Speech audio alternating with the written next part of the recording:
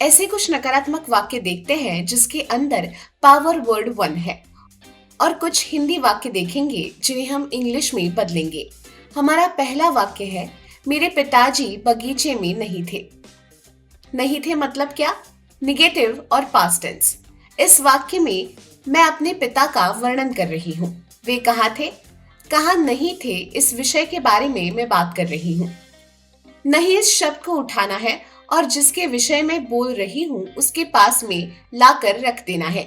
मेरा वाक्य होगा, मेरे पिताजी नहीं थे बगीचे में।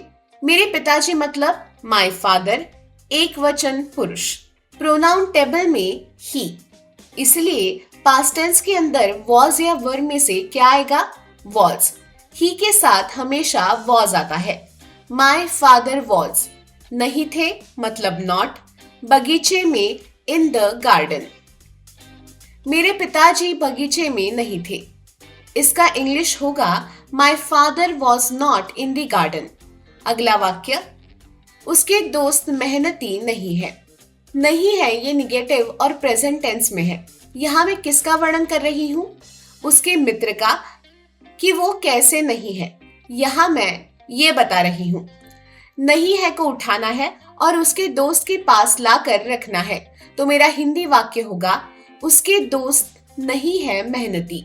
इंग्लिश वाक्य बनेगा, his friends are not hard working.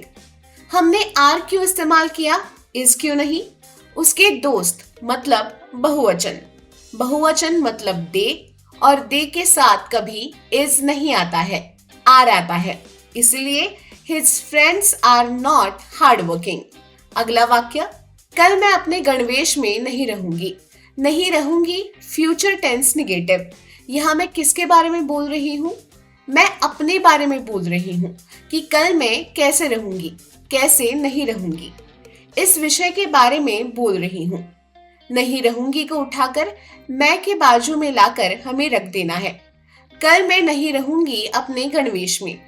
गणवेश मतलब यूनिफॉर्म, अपने गणवेश मतलब माय यूनिफॉर्म, अपने गणवेश में मतलब इन माय यूनिफॉर्म।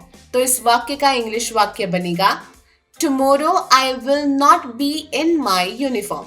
हमने 3 वाक्य देखे। पहला था, मेरे पिताजी बगीचे में नहीं थे। My father was not in the garden. दूसरा वाक्य, उसके दोस्त मेहनती नहीं है। His friends are not hard working. और तीसरा, कल मैं अपने गणवेश में नहीं रहूंगी। Tomorrow I will not be in my uniform.